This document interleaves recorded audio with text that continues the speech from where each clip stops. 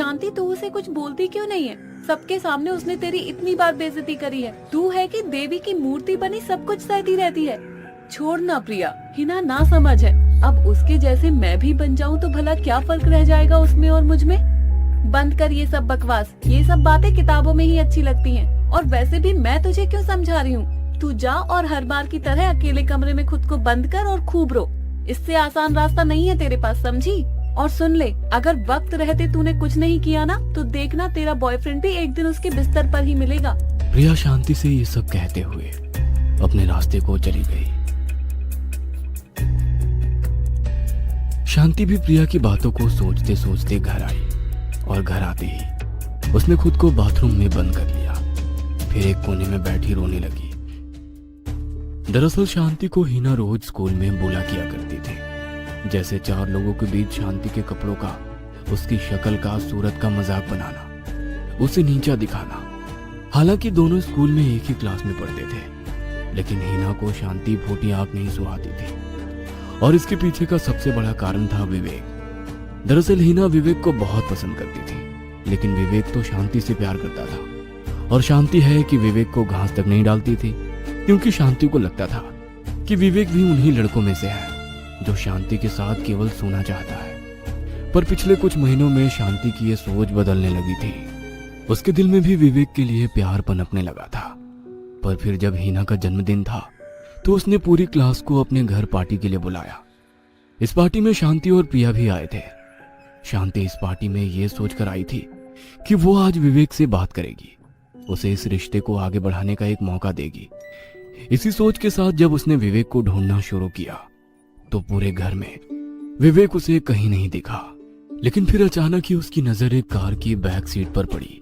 उसने देखा विवेक और हिना दोनों किसी सांप के जोड़े की तरह बिना कपड़ों के एक दूसरे से लिपटे हुए हैं। ये देखकर शांति का दिल टूट गया था, लेकिन उसके आंख से आंसू का एक कतरा नहीं गिरा। वो बस प्रिया का हाथ पकड़कर तुरंत ही पार्टी से सीधा घर आ गई और एक बार फिर बाथरूम में खुद को बंद कर रोने लगी। यार, पहले पता होता कि तेरा सेंस ऑफ ह्यूमर इतना अच्छा है तो मैं तुझसे पहले ही दोस्ती कर लेती। खामखा हम दोनों ने एक दूसरे के बारे में इतना गलत गलत सोच रखा था। क्या है ना, तू भी लगता है तुझे आज चढ़ गई है। मैं कहती हूँ तू अपने बॉयफ्रेंड विवेक को कॉल करके बुला ले, वो तुझे घर छोड़ देगा। क्यों प्रिया, सही कह रही हूँ ना मैं? शांति, हिना और प्रिया तीनों शांति के घर पर बैठे दारू पार्टी कर रहे थे और बीते 3 महीने में शांति और हिना की अच्छी जमने लगी थी। हालांकि प्रिया को शांति और हिना की अचानक हुई इस गहरी दोस्ती में अक्सर कुछ काला दिखाई देता था, लेकिन प्रिया बिना किसी से कुछ कहे इन सब बातों को अपने अंदर ही दबा लेती थी। क्या तुझे भी चढ़ गई है क्या? पर तेरा तो कोई बॉयफ्रेंड नहीं है, फिर तू किसे बुलाएगी?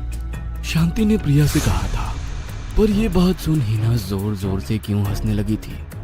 वैसे बॉयफ्रेंड तो तेरा भी हो सकता था शांति, लेकिन बेचारा नाड़े का जरा ढीला निकला। शांति और प्रिया दोनों समझ गए थे कि हिना विवेक की बात कर रही है, पर शांति ने हिना से कुछ नहीं कहा। फिर कुछ देर बाद उसके सामने जाकर वो बोली कि जब किसी को नशा हुआ ही नहीं है तो एक गेम खेलते हैं, देखते हैं केवल लोग बातें करना जानते हैं या फिर उन्हें निभाना भी। शांति की बात सुनते ही हिना ने तुरंत जोश में कहा, हाँ, ये करी ना तुमने कुछ इंटरेस्टिंग बात। बताओ क्या गेम है, फिर मैं दिखाती हूँ मुझ में कितनी हिम्मत है। तुम दोनों को यूं चुटकियों में नहीं हरा दिया ना तो मेरा नाम भी हिना नहीं। हिना का ये जोश देखकर शांति ने उसे गेम के बारे में बताते हुए कहा, क्या तुमने बेबी ब्लू के बारे में सुना है? Baby blue? देख, शादी से पहले सेक्स तो किया है, लेकिन शादी से पहले बच्चा नहीं कर सकती मैं, वो भी नीला।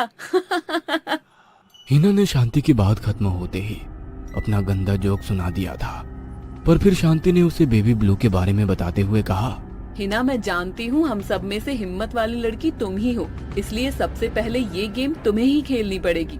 तो आप सबसे पहले इस गेम के बारे में जान लो। तो बेबी ब्लू खेल खेलने के लिए पहले आपको बाथरूम में जाना होता है और लाइट दरवाजा बंद करना होता है। फिर आपको शीशे में देखना है और अपने दोनों हाथों को ऐसे फैलाना है जैसे कि कोई बच्चा आपके हाथ में हो और बिना रुके 13 बार बेबी ब्लू नाम लेना होता है। यदि आप इसे सही तरीके से करते हैं तो आप अचानक से अपनी बाहों में एक अदृश्य बच्चे का वजन महसूस करते हैं। फिर वो बच्चा थोड़े थोड़े समय में बड़ा होता जाता है। और उसका वजन बढ़ता जाता है। आपको महसूस होगा कि वो बच्चा आपको खरोच भी रहा है, पर इससे पहले कि वो बच्चा भारी हो, आपको इस अदृश्य बच्चे को बाथरूम में बहा देना होगा और बाथरूम से बाहर आ जाना होगा। यदि आप जल्दी बाथरूम से बाहर नहीं आते हैं तो आपको शीशे में एक भयानक औरत दिखाई देगी और वो जोर से चिल्लाएगी कि मुझे मेरा बच्चा वापस दे दो, और शीशा तोड़कर वो बाहर भी आ जाएगी। और अभी तक आपने उस बच्चे को अपने हाथों में पकड़ा हुआ है तो वो औरत आपको मार डालेगी। तो हिना, क्या तुम ये गेम खेलने के लिए रेडी हो? शांति की बात सुनकर हिना ने पहले तो कुछ नहीं कहा, पर फिर अचानक ही दहाड़े मारकर हंसने लगी। क्या शांति, मैं तो तुम्हें एक सिंसियर लड़की समझती थी, और तुम क्या ये बेबी ब्लू रेड येलो का गेम खेलने के लिए बोल रही हो? गेम नहीं खेलना है तो साफ साफ बोल दो कि तुमने हार मान ली है। तुमको भूतों से डर लगता है, फिर मैं और प्रिया ही इस गेम को खेलेंगे। हिना कभी हार नहीं मानती, वो जीतने के लिए कुछ भी कर सकती है, कुछ भी। बंद करो लाइट, मैं भी देखती हूँ ये बेबी ब्लू गेम किस चिड़िया का नाम है। जोश में सबसे कहते हुए हिना खड़ी हो गई थी। उसने बचा हुआ अपना दारू का गिलास भी एक घूंट में अपने गले के अंदर उड़ेल लिया था। फिर लड़खड़ाते हुए वो सीधे बाथरूम की ओर चल दी। शांति, तुम्हारा दिमाग तो ठीक है, ये किस अनहोनी को अंजाम देने जा रही हो तुम? प्रिया ने शांति से दबी आवाज में कहा था, पर इससे पहले शांति प्रिया की बात का जवाब देती, हिना ने बाथरूम जाते जाते एक बार फिर पूछा, तेरा बार बोलना है ना? हाँ, तेरा बार, शीशे में देखकर। शांति ने हिना से कहा और फिर तुरंत ही पूरे घर की लाइट बंद कर दी। इसके बाद जैसे ही हिना ने बाथरूम में खुद को बंद किया, शांति ने भी बाथरूम को बाहर से लॉक कर दिया था और हिना का फोन लेकर उस पर कुछ लिखने लगी। इधर बाथरूम में हिना ने पहले तो एक कैंडल जलाई, फिर शीशे में खुद को देखकर मुस्कुराते हुए अपना हुलिया ठीक किया। फिर जैसा जैसा शांति ने उसे गेम के बारे में बताया था, हिना भी ठीक वैसा करने लगी।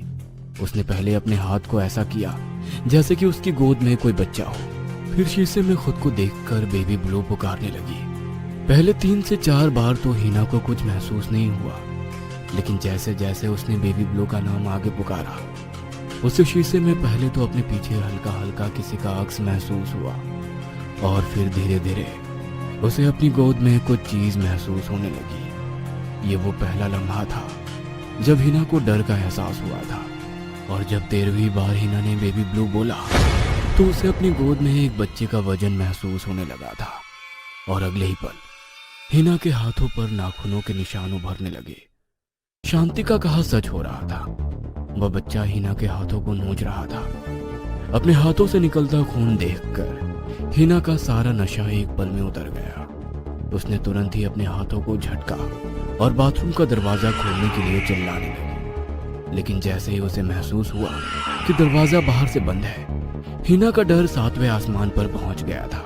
डर के मारे उसने दरवाजे को इतनी जोर जोर से पीटना शुरू कर दिया था कि उसके खुद के हाथ लहूलुहान हो चुके थे। लेकिन उसे बस किसी भी तरह इस बाथरूम से बाहर निकलना था।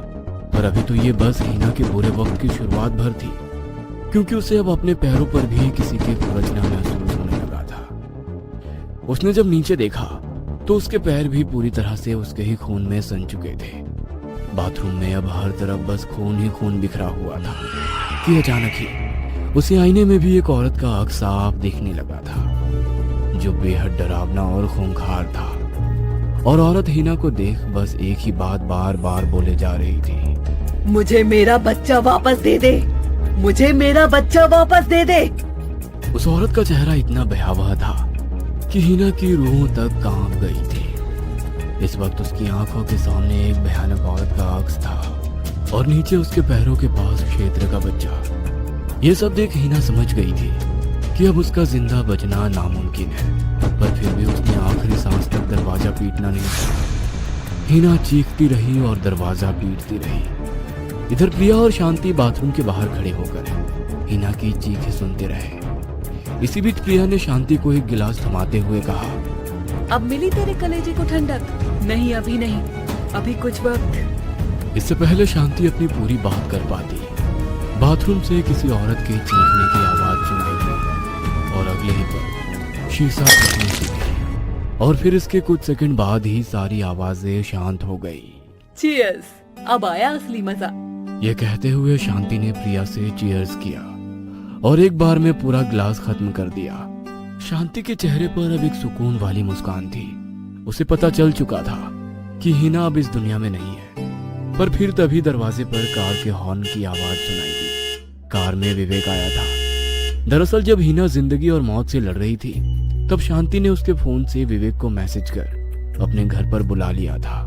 लो, विवेक भी आ गया। ये कहते हुए शांति दरवाजे की ओर बढ़ी ही थी कि अचानक ही कुछ कदम बाद लड़खड़ाता हुआ जमीन पर धड़ाम से गिर पड़ी। एक पल को उसे समझ नहीं आया कि आखिर इसके साथ हुआ क्या, पर फिर भी प्रिया उसकी आंखों के सामने आई। शांति, अब तुम चैन से सो जाओ। बहुत बदला बदला खेल लिया तुमने, और वैसे तो तुम्हें पता ही है, लेकिन मरते वक्त भी ये सुन लोगी तो शायद नर्क में दूसरों को भी बता पाओगी। वो क्या कहते हैं, everything is fair in love and war. Priya ने शांति से कहा और फिर हर बढ़ते कदम के साथ